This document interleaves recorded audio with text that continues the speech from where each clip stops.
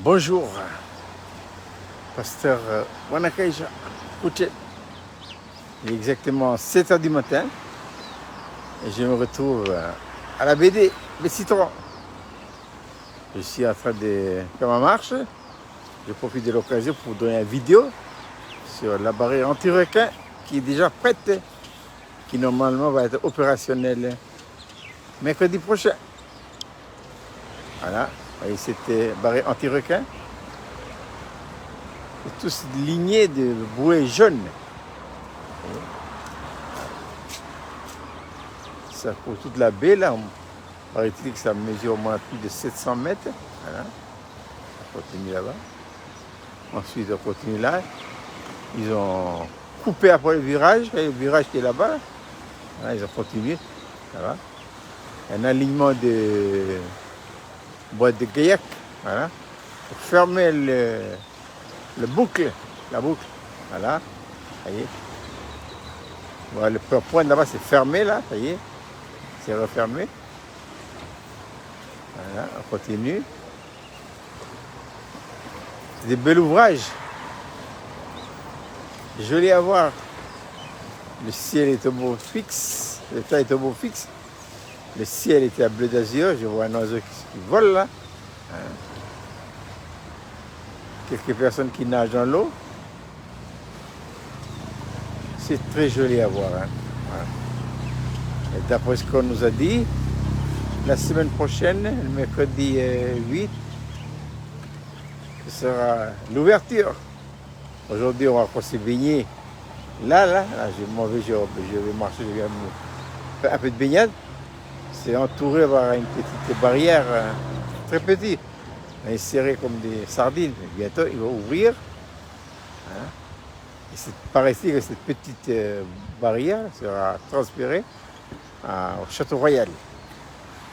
On voit déjà quelques personnes qui nageaient derrière la bouée. On voit des gens là-bas. Mais c'est pas autorisé. Donc, bref, il faut y aller, c'est bon. Il vaut mieux se soumettre aux autorités. Les autorités ont dit c'est après, mais ça il faut attendre. Voilà. Voilà. Je continue à vous faire visiter. Je vais descendre en bas.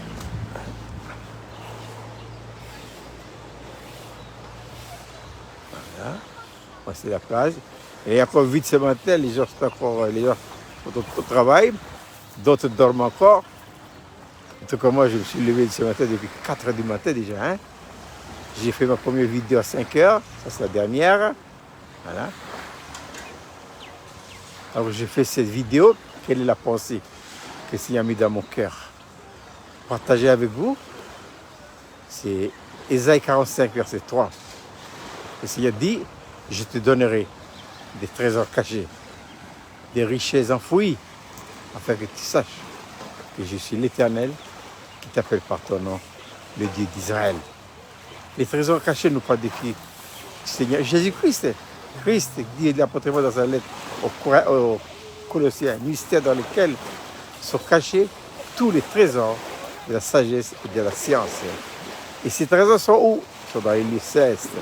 Voilà. Mais nous n'oublions pas que Dieu nous a donné en Christ une position dans les lieux célestes. Donc, nous devons occuper cette position par la foi et une vie d'entière consécration. Je reviens à la méditation. Je te donnerai des trésors cachés, voilà, des richesses enfouies.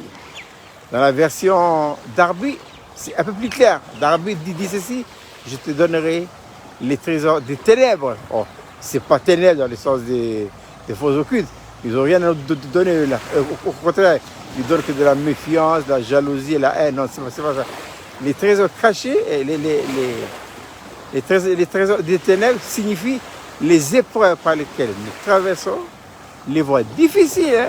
Mais justement, il faut ces voies-là, parce que c'est au travers de ces voies-là que le Seigneur nous donne nos trésors. En fait, nos trésors, c'est pourquoi Jésus, avant de partir, a dit à ses disciples, vous aurez des tribulations, vous aurez des difficultés. C'est bien, c'est très bien pour avoir nos trésors en Christ. Voilà. Et l'apôtre Pierre dira dans sa première lettre, ne trouvez pas étrange d'être dans la fournaise. C'est notre part aux souffrances de Christ. Alors, je ne sais pas quelle est la situation où vous vivez en ce moment, mais je te dis, quelle que soit la situation où on vit, n'oublions pas. Ésaïe 47, verset 3. Version Darby. Je te donnerai des trésors des ténèbres, afin que tu saches que je suis l'Éternel qui t'appelle par ton nom, le Dieu d'Israël. Voilà. Donc, au contraire, réjouissez-nous. Je pense à ces hommes comme Paul, qui a vraiment souffert, il a beaucoup souffert, mais il se réjouit. C'est pourquoi il dira, j'ai appris à être content de l'état où je me trouve. Pourquoi? Parce qu'il a compris quel est le secret pour avoir les trésors. Et où est le trésor? Il est en Christ, assis là-haut, dans les lieux célestes. C'est depuis la BD de Citron que je vous envoie cette petite belle vidéo, avec la parole de Dieu à l'appui. Je répète, méditez cette parole et prenez pour vous, de telle manière à ce que ne nous inquiétons pas, ne nous décourageons pas dans nos situations. Au contraire, réjouissons-nous. C'est la porte d'entrée, c'est le ciel ouvert aujourd'hui ce matin pour avoir nos trésors en Christ cachés là-haut dans les lieux célestes. Ésaïe 47, verset 3, je te donnerai des trésors cachés, des richesses enfouies, afin que tu saches que je suis l'Éternel qui t'appelle par ton nom, le Dieu d'Israël. Il ne me reste plus qu'à vous souhaiter une très belle journée et un beau week-end. Il commence. On dit Yaï, on l'estime tout.